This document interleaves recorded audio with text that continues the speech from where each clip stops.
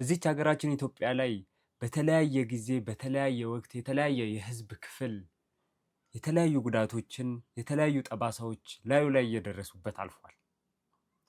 በእነዚህ በጣም በተለያዩ ዘመናት ለረጅም ዘመን በቋሚነት የቀጠለና ጉዳቱ ግን በፍጹም ሊቀር ወይም የተለያዩ መንግስቶች እንኳን ለረጅም ዘመናት ሲቀያየሩ ጉዳቱ ሊቀንስለት ያልቻለውና ችግሮቹ በትልቁ ሊቀረፉለት ያልቻለ የህዝብ ክፍል ቢኖር የሙስሊሙ ነው።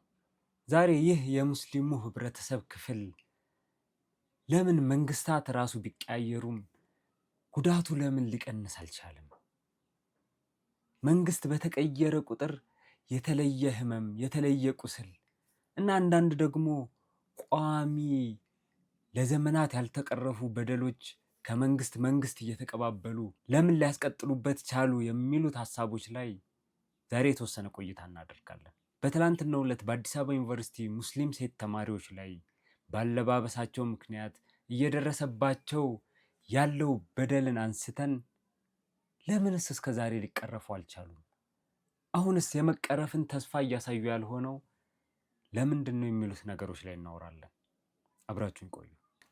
በትላንትናው ዕለት ከቀኑ 7 ሰዓት ጀምሮ እስከ ምሽት ድረስ አዲስ አበባ ዩኒቨርሲቲ የሚማሩ ሙስሊም ተማሪዎች ፕሬዚዳንቱ ቢሮ ፊት ለፊት በትላንትናው ዕለት ከቀኑ 7 ሰዓት ጀምሮ እስከ ምሽት ድረስ አዲስ አበባ ዩኒቨርሲቲ የሚማሩ ሴት ተማሪዎች ፕሬዚዳንቱ ቢሮ ፊት ለፊት በሰላማዊ መንገድ ድምፃቸውን ሲያሰሙ ነበር። ይህም ድምፅ ማሰማት እንዲሁ በቀላሉ ድንገት የመጣ አይደለም። በጣም ብዙ ስቃዮችን እህቶች አልፈዋል። በጣም ብዙ መከራዎችን አሳልፈዋል። በጣም ብዙ እንባዎችን አንብተዋል። ነገሩ እዛ ድረስ እስኪገፋ ድረስ መንግስትም ሆነ ዩኒቨርሲቲውም ሆነ የኢትዮጵያ እስልምና ጉዳዮች በፍጹም መፍቀድ አልነበረባቸውም። በፍጹም። የመብት በደልም እኮ አይነት አለው። ከምሬ ነው። የመብት በደልም አይነት አለው። አሁን እየተጠየቀ ያለው የመብት በደል እኮ የሰብአዊ መብት በደል ነው። በእርግጥ ኢትዮጵያ ውስጥ ከቅርብ ጊዜ ወዲህ ሰው ልጅ የመኖር መብቱን ራሱ እያጣ ያለበት ሁኔታ ነው ያለው። ሞት ራሱ በጣም ቀሏል። እንደዚህ አይነት በደሎች ሲበዙ ነው ሌሎች የመብት በደሎችን በጣም ትንሽ ያደርጋሉ። አንዳንድ ሰዎች ሲሰሟቸው ሰው በሚሞትበት ሀገር ምናምን የሚያስብሏቸውም ለዚህ ነው። መብት በጣም ዘርፈ ብዙ ነው። ሁሉም በየራሱ የየራሱን መብት ለማስከበር ቆርጦ ካልተነሳ በስተቀር ነገሮች በቀላሉ መፍትሄ የሚያገኙ አይመስሉም።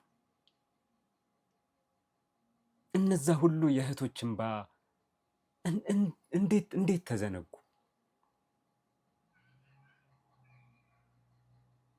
ከዚህ ቀደምም እኔ አንድ ሀሳብን ተናግሬ ነበረ።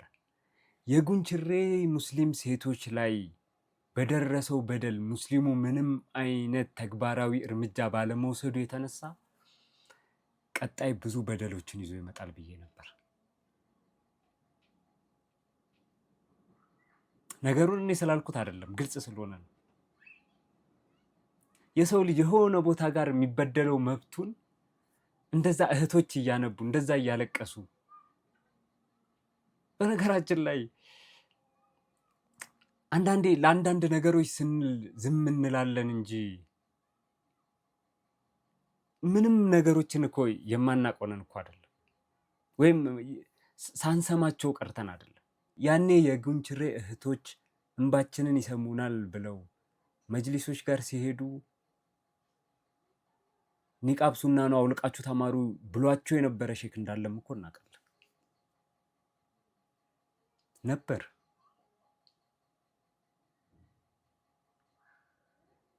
ያኔ እንደዚህ አይነት ነገሮችን መነጋገሩ ከጥቅሙ ጉዳቱ ያመዝናል። ዛሬ ግን መነጋገር አለብን። ዛሬ እውነት መነጋገር አለብን። ለምሳሌ የኢትዮጵያ እስልምና ጉዳዮች ፕሬዚዳንት ሼክ ሀጂ ኢብራሂም ቱፋ ኒቃብ ሱና ነው ፈርድ ነው ተቋሙ ምን አገባው ይሄ የእምነት ጉዳይ ነው ብለው የተናገሩት ቆራጥነት በጣም አስደሳችና ትክክለኛ ነገር ነው።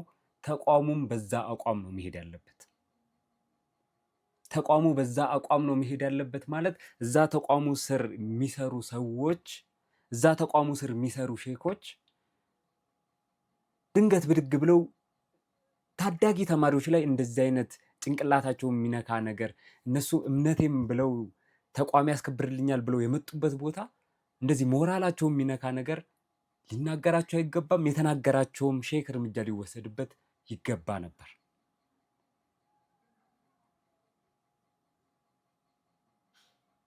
የነዚህ ውጤት ነው የትምህርት ሚኒስቴሩንም የሚመራውን ሰው ፓርላማ ላይ እንደዛ ደረቱን ነፍቶ እንዲናገር የሚያደርገው።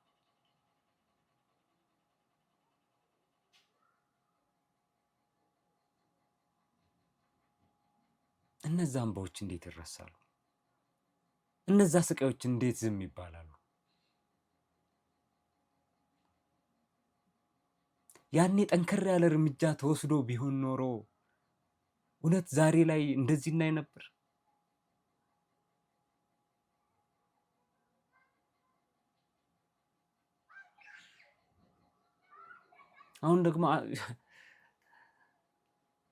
አሁን ደግሞ አንዳንድ ሰዎችም አሉ መጅሊሱ ሰራዊት የለው መሳሪያ የለው ምናምን ይላሉ። የሆነ ነገር ለምን እንደዚህ አላደረገም ተብሎ ሲጠየቅ ተዋጋልኝ ያለው የለም እኮ መጅሊሱ። ታጥቀ ተዋጋልኝ ማንም አይለውም። ሰው ጥያቄ ሲጠይቅ መጅሊሱ የሆነ ነገር ያድርግ ብሎ ሲጠይቅ ህጋዊ እርምጃ የመውሰድ ባለሙሉ መብት ስለሆነ ያንን መብቱን ይጠቀምበት ነው። ሌላውን እንተው። ይሄ ሙስሊሙን አንድ አድርጎ አነሳስቶ ተቃውሞ አስነስቶ ተቃውሞች ላይ ጫና ፈጥሮ ከዛ በኋላ መብቱን ማስከበር የሚለውን ነገር ለጊዜው እሱን እንኳን እንተወውና ማለት ነው። እንደዛ መጅሊሱ ትጥቅ የለው እንትን የለው የሚሉ ሰዎች ፈርተው ከሆነ እንደዛ የሚሉት እሱን ነገር ለጊዜው እንተወውና ተቋሞችን እኮ መክሰስ እኮ ይችላል። መጅሊሱ የትምህርት ሚኒስቴር ለምን ነው የማይከሰው? በየጊዜው ከኢድ ማግስት ወይ ኢድ ነገ ሊሆን ዛሬ የፈተና ፕሮግራም ያወጣል በየአመቱ። የኛ ኢዶች በየአመቱ ኮመን ዴይ ላይ አይደለም የሚውሉት። ማለት ሁሌ በ28 ወይ ሁሌ በ26 ወይ ሁሌ በ21 ወይ ምናምን አይደለም የኛ ኢዶች የሚሆኑት። ኢዶች የሚሆኑት የቀን ሽፍት አላቸው በየጊዜው። እነዛን የቀን ሽፍት የሚያደርገውን እየተከታተለ ሰው እንዴት ፈተና ያወጣል? ምን አይነት ክፋት፣ ምን አይነት ጥላቻ፣ ምን አይነት ነገር ፍለጋ ነው? የኢድን ቀኖች እየተከታተሉ የኢድ ማግስትና ምናምን ፈተና ማውጣት በየአመቱ።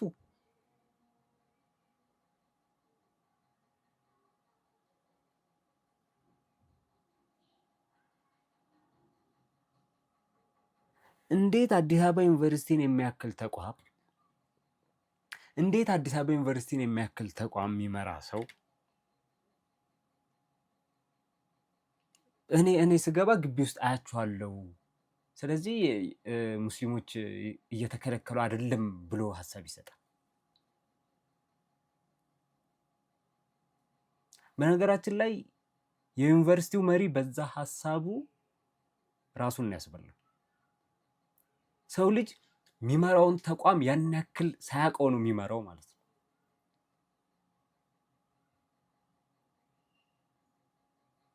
እዛ ተቋም ውስጥ ያለውን ጥያቄ እንኳን የተማሪዎቹን ተበደልኩ የሚል ድምፅ እንኳን አያውቅም። ስገባ ግቢ ውስጥ አያቸዋለሁ ይልሃል።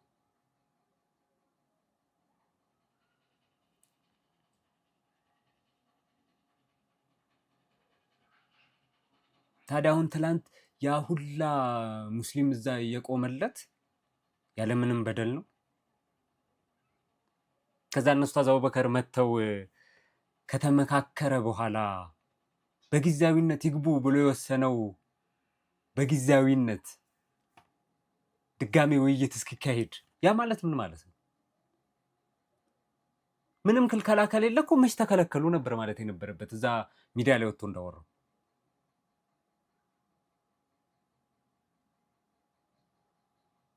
መች ተከለከሉ?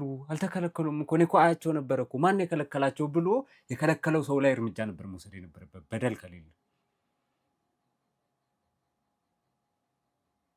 ከዛውን ደግሞ ዞሮ መጥቶ ደግሞ በጊዜያዊነት ድጋሜ ውይይት ለማድረግ ቀጠሮ ተይዞ ምናምን ይባላል።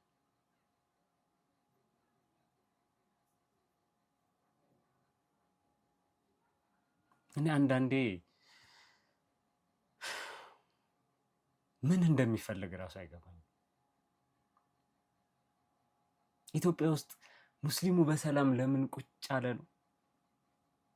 እንደፈለግን እያደረግነው ለምን ምንም አላለም ነው? ምንድን ነው የሚፈልግ? እስቲ ከነዚህ ነገሮች ዩኒቨርሲቲው እንደ ዩኒቨርሲቲ፣ መንግስት እንደ መንግስት የሚያገኙት ነገር ምንድን ነው? የሚያገኙት ትርፍ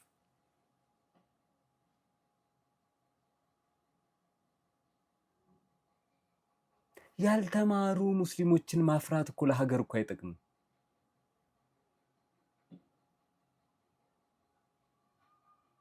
ለዛ መታገል ሀገርን እኮ ወደፊት የሚያራምድ ነገር እኮ አይደለም።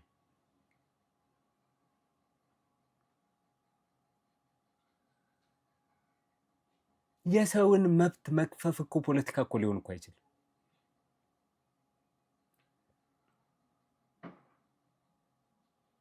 ሲለው እንደ ሌላ ሀገር የራሱን ዜጎች መብት በደንብ ለማስከበር ሞክሮ ከዛ ከሌላ ሀገሮች ጋር ነበረ ፖለቲካ መሰራራት።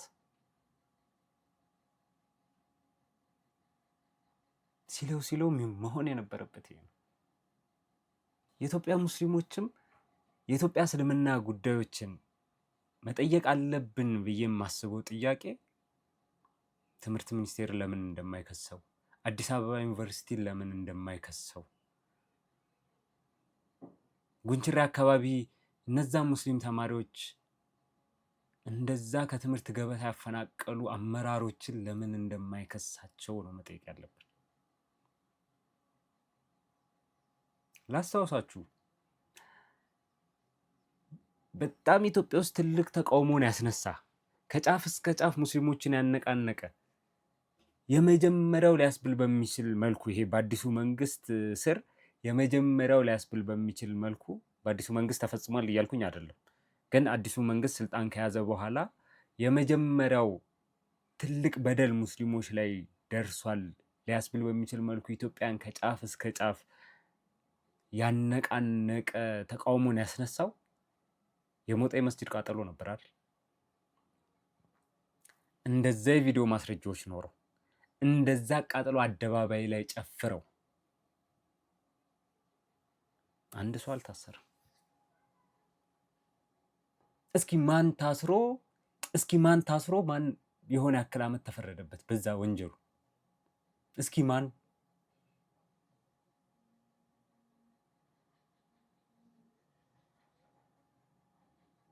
ታዲያ መጅሊስ ተቋማዊ መብቱን ተጠቅሞ እንደዚህ አይነት የህግ ጉዳዮች ተፈጻሚ እንዲሆኑ ለማድረግ እንኳን ማይለፋ ከሆነ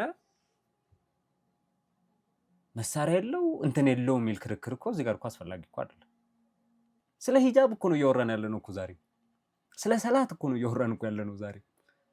መስጂድ ፈረሰብን ተቃጠለብን ነው እኮ ዛሬም እኮ ወሬያችን። እኛው ተበድለን እኛው ታሰርን ነው እኮ ዛሬም እኮ ክርክራችን። መሳሪያ እኮ ሲደላ ነው እንዴ?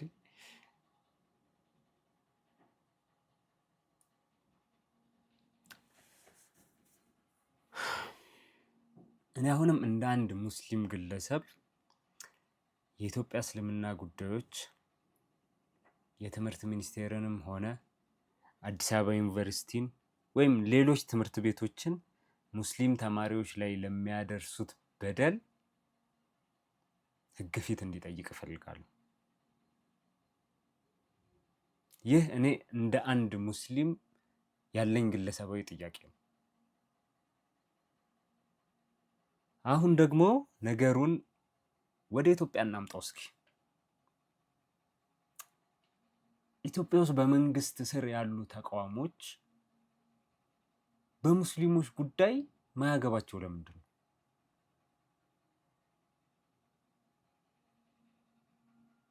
ለምን የሴቶች ጉዳይ ሚኒስቴር የሙስሊም ሴቶች ሰብአዊ መብት ጉዳይ አይመለከተውም እንዴ? መች ነው ለሙስሊም ሴቶች ሰብአዊ መብታቸው አይነካ ብሎ ድምፅ የሚሆኑ? መች ነው የሚሟገትላቸው? ተቋሙ ሙስሊም ሴቶችን ማያማክል ከሆነ በመንግስት ደረጃ የኢትዮጵያ ሙስሊም ሴቶች ጉዳይ ሚኒስቴር ሊቋቋም ይገባል። አዎ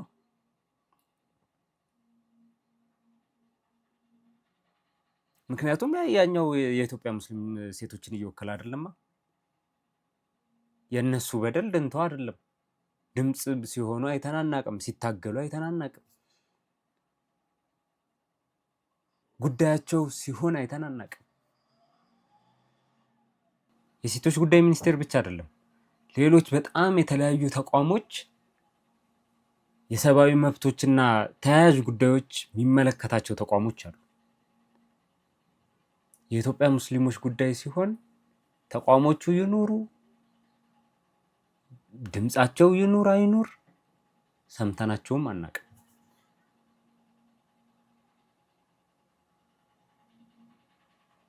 እሺ የመንግስት ተቋሞቹንም ተወት እናድርጋቸውም በል። የግል ተቋሞችስ? ለምሳሌ የተለያዩ የህግ ባለሙያዎች የሆነ አይነት ተቋም ያቋቁማሉ አይደል? አንዳንድ ለሰብአዊ መብት የሚቆሙ ተቋሞች፣ አንዳንድ ከህግ ጉዳይ ጋር የተያዙ ነገሮች ላይ ለማህበረሰቡ ለማገልገል የሚቆሙ ተቋሞች እንደ ኤንጂኦ አድርገው የሚያቋቁሙ ተቋሞች አሉ። እነዛ ተቋሞች አሁንም የሙስሊሙ ጉዳይ ጉዳያቸው አይደለም። ቀደም ባለውማ አንዳንዶቹ ሙስሊሙ ተበድሎ ሙስሊሙን ሲወቅሱ ነበር። ከዛ እዛው ተቋሞቻቸው ውስጥ ያሉ ሙስሊሞች ሲቃወሟቸው ደግሞ መልሰው ይቅርታ ይጠይቁ አሉ።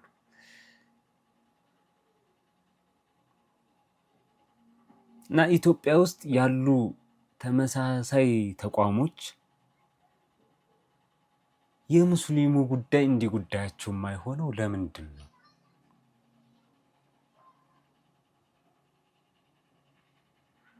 ለምን እንደሆነ ታውቃላችሁ?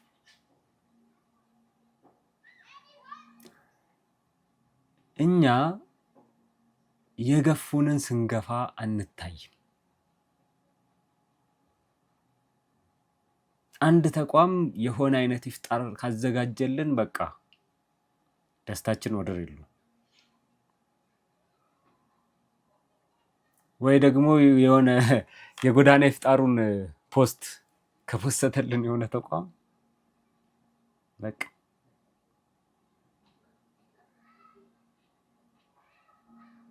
ለበደላችን አንጠይቃቸውም። በደላችን ላይ ዞር ብሎ አላዩንም ብለን እኛ ፊት አነሳቸው።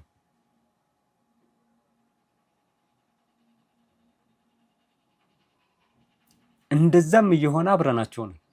እንደዛም እየሆኑ ተቋሞች ሙስሊም አባሎች አሏቸው። እኔ የምላቸው ተቋሞች መንግስት ውስጥ ያሉትም ከሆነ ሙስሊም ሰራተኞች አሏቸው።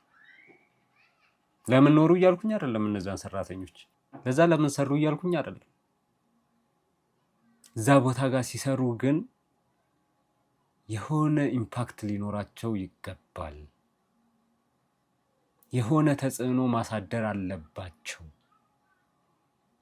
እነሱ ያሉበት ተቋም ውስጥ የሙስሊም በደል ኢግኖር እየተደረገ እንዴት ዝም ይላሉ እያልኩ ነው።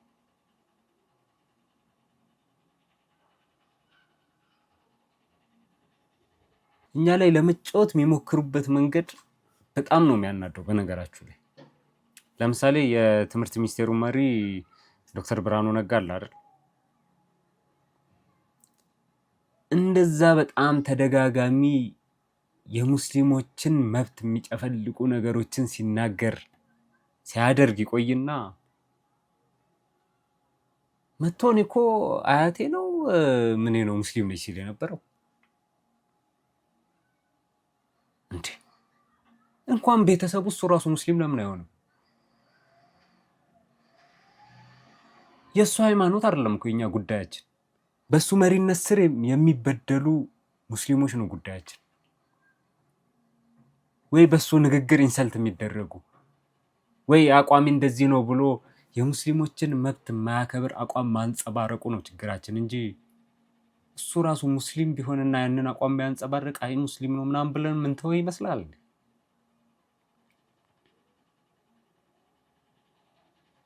አንዳንዴ እንዴት እንደምናስብ አናውቅም። ከዛ የሆነ ፖድካስት ይመጣና ደግሞ አላህ ብቻ ነው የሚያውቀው ይላል። ከዛ የሆኑ ሙስሊሞች ቆርጦ ይፖስቱታል። በቃ አየ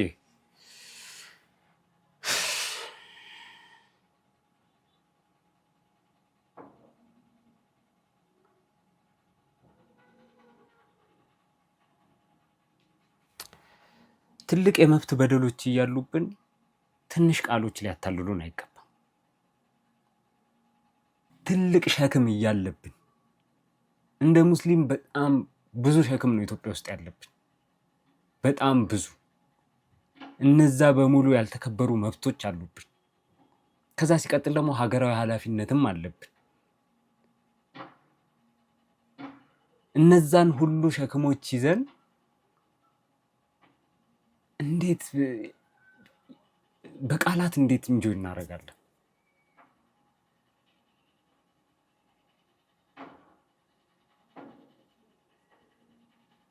ተቋሞችን መጠየቅ አለብን። ተቋሞችን በደንብ አድርገን መጠየቅ አለብን።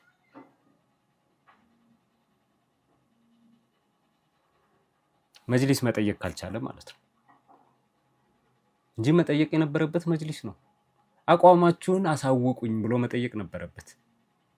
እሱም አቋሙን ካሳወቀ በኋላ ማለት ነው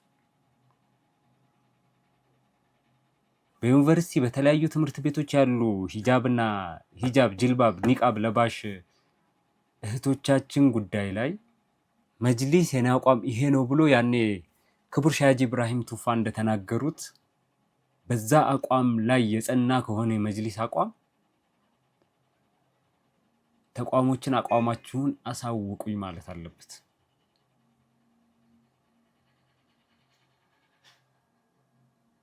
ከዛ እነዛ ተቋሞች ላይ የራሱን እርምጃ መውሰድ ይችላል። እነዛን ተቋሞች ከእስልምናና ከሙስሊሞች ማግለል ይቻላል።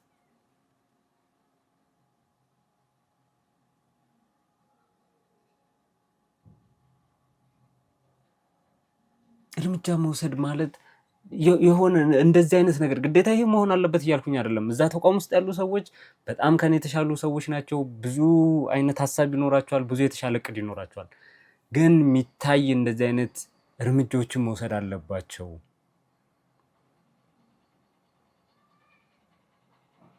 የሚታይ እርምጃ ካልተወሰደ አሁን እኮ ጉዳዩ እኮ የአዲስ አበባ ዩኒቨርሲቲ ጉዳይ ብቻ እኮ አይደለም። የሚታይ እርምጃ ካልተወሰደ ነገ በየዩኒቨርሲቲ ይመጣል። ያኔ ምን ልታረግ ነው?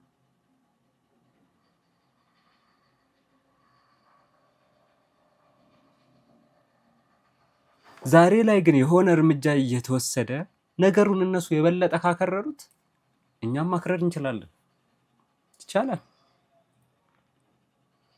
ነገሩን ካጠበቁት ማጥበቅ ነው። ኢትዮጵያን መጠበቅ እኮ የሙስሊሙ ኃላፊነት ብቻ እኮ አይደለም። ይሄ ነገር በጣም መዘንጋት ያለበት አይመስለኝም። ኢትዮጵያን መጠበቅ የሁላችንም የሁሉም ኢትዮጵያዊ ኃላፊነት ነው። የመንግስትም ኃላፊነት ነው፣ የህዝብም ኃላፊነት ነው፣ የተቋሞች ኃላፊነት ነው፣ የኛም ኃላፊነት ነው። እኛ ብቻ ደግሞ ልንጠብቃት አንችልም። እወቁት በደንብ ይሄን ነገር። ኢትዮጵያን ሙስሊሙ ብቻ እየተረገጠ እየተቀጠቀጠ ሊጠብቃት አይችልም።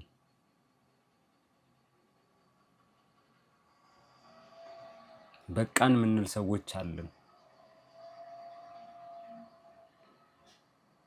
ይሄ ነገር ከዚህ በላይ አቅማችን አይችልም ምንል ሰዎች አለን።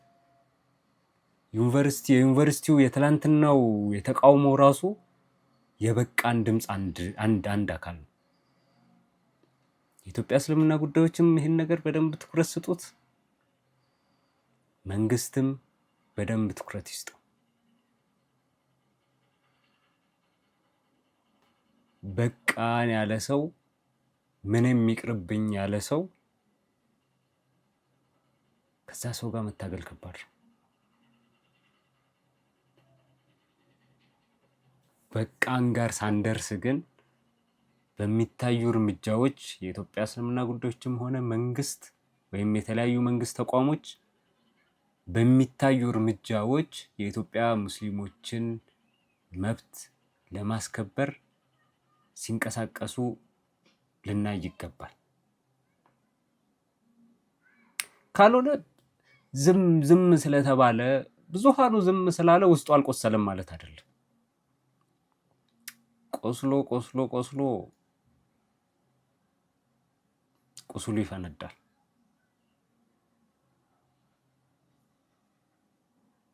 ያኔ በትንሽዬ የቁስል ፕላስተር ወይም በትንሽዬ ፋሻ ቶሎ ቁስሉ የሚድን አይሆንም።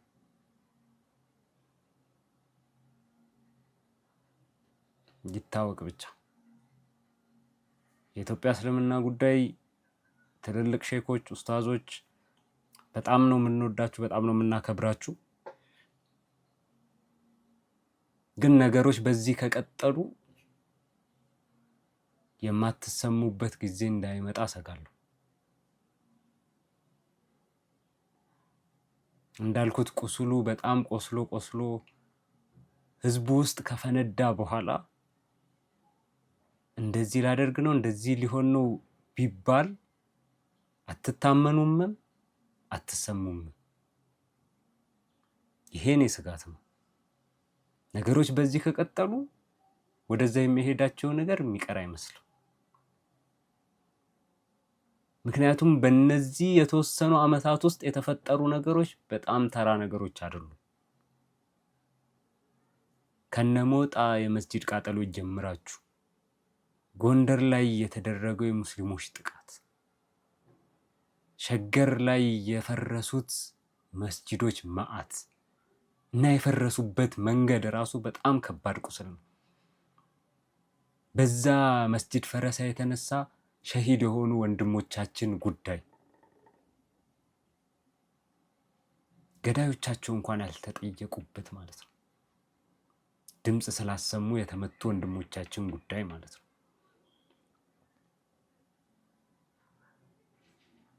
የጉንችሬው አለ። ሀረር ላይ የአንድ በዓል ላይ የሙስሊሞቹን የክርስቲያኖች በዓል ላይ የተፈጠሩት ነገሮች አሉ። በጣም የተለያዩ ቦታዎች ሙስሊም በዝ የሆኑ ቦታዎች ሳይቀር ሙስሊሞች የተበደሉበት የተወሰኑ ዓመታት ውስጥ ነው ያለነው። የእነዚህ ቁስሎች ድምር ምን እንደሚያመጣ አታውቁ።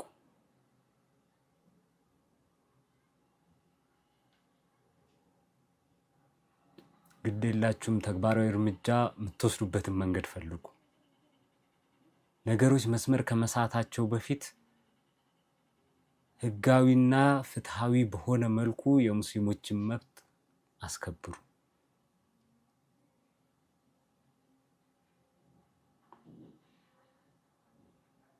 በዛው እንኳን ካልሆነ የህዝቡን የተቃውሞ መንገድ እናንተ እያቀዳችሁ እናንተ ምሩት።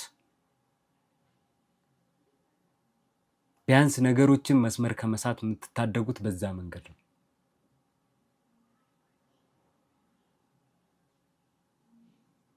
እዛ አንዋር መስጂድ እኮ ወንድሞቻችን ሸሂድ የሆኑት እኮ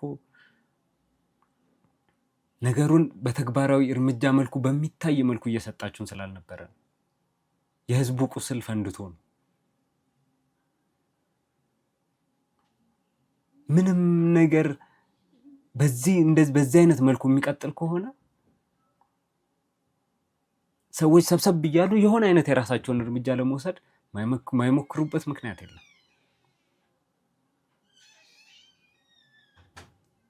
ምክንያቱም እጅ አጣጥፎ ሰው ዘላለሙን እየተቃጠለ ቁጭ ብሎ ሊኖር አይችልም።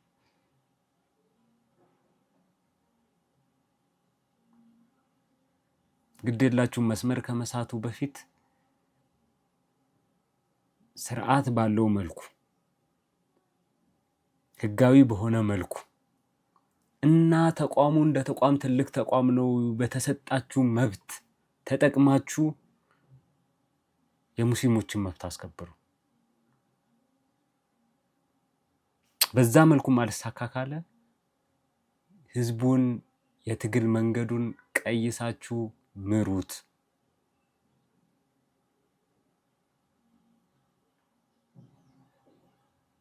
ህጋዊ የሆነ የትግል መንገድ ማን ይከለክላችኋል?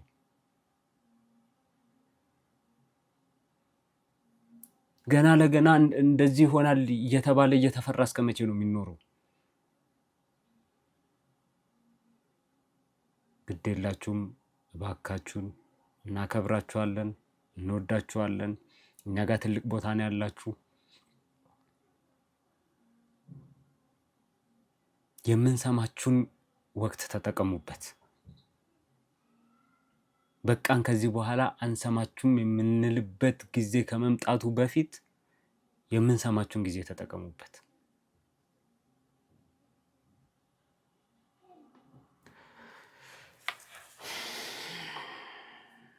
የተከበራችሁ ተመልካቾቼ የዛሬው ሪል ቶክስ ዊዝ ሳላሀዲን በሙስሊሞች በደል ጉዳይና ተያያዥ በሆኑ ሀሳቦች ላይ ነው ቆይታ ያደረግነው። የዛሬው ፕሮግራም ይህን ይመስል ነበረ። እስከ ቀጣይ ድረስ መልካም ጊዜ